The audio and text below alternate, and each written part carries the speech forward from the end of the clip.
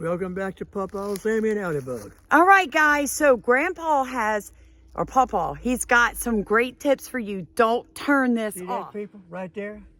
All those leaves, that's in her market garden. That's the fall leaves. They blow them right into the garden. They'll stay there the next year, and there's no-till. That's right. So that's actually going to break down, folks, and feed my soil bacteria through the winter and into the spring. Right. Dig up, you'd find worms. That's right. And it's going down in the 20s tonight. Mm-hmm. So it's going to be cold. Garden right there. Prep it and let it set. And when you need it, it's ready. It is ready. I think that may be what hurts people the most, Pawpaw, is they get excited because it's spring and everything's warming up and they've been stuck inside.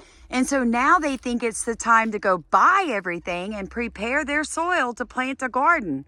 Yep. But if you listen to Pawpaw Sammy's videos, he tells you repeatedly, prep it and leave it until you need it and it'll be ready. No grass. You see no grass in the leaves? But you move your leaves a little bit, you plant your plants. All right, by the time them plants get grown, the grass is just starting to break through those leaves. So you're harvesting, and you hadn't had to do any hoeing, any cleaning up. It's maintenance free almost. It's just simple. There's nothing to it. How much food, Pawpaw, or how much acreage would you need for 2 people if you wanted to grow most of your fresh vegetables? Oh, no, you wouldn't even need 1/8 of an acre. 1/8 is plenty big. I mean, it's 40-something thousand square foot an acre. 1/8 is quite a few feet. Yeah. All right. What you do is, when you plant, don't overplant. 3 or 4 squash bushes, unless you got a massive freezer, is all you need. 5 or 6 tomato bushes. Your beans and peas and stuff. Grow enough, plant enough that they'll be continuously bearing. You can pick them fresh and freeze some. And that little 1/8 will give you food year round. If you want fruiting plants or fruit, figure out what zone you're in. And then they'll tell you when to plant them. Now right here, we can start planting in January and February in this zone. Yes. Because our winters are pretty well over by then. Yeah. The hard freezes anyway. So that's what you need to do. To figure out when to put your fruiting and your berry plants in.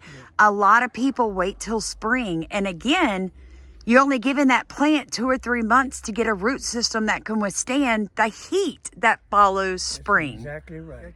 What this is just quick tips that you can do to get your garden set up and get it planted for 2025 and 26. That's all you need. That's all you need right there. Now, a quick tip, one last quick tip.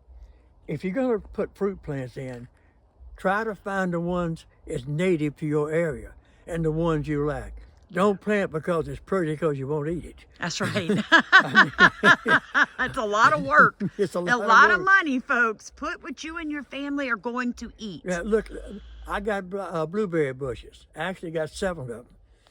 We eat blueberries year round. We freeze them, put them in the microwave, nuke them, and use them for syrup on the pancakes. Yes, it's good like that, Oh, it's too. delicious. It is. So, I mean, plant what you like, and you won't regret it. You won't regret it. That's right. Comment and subscribe.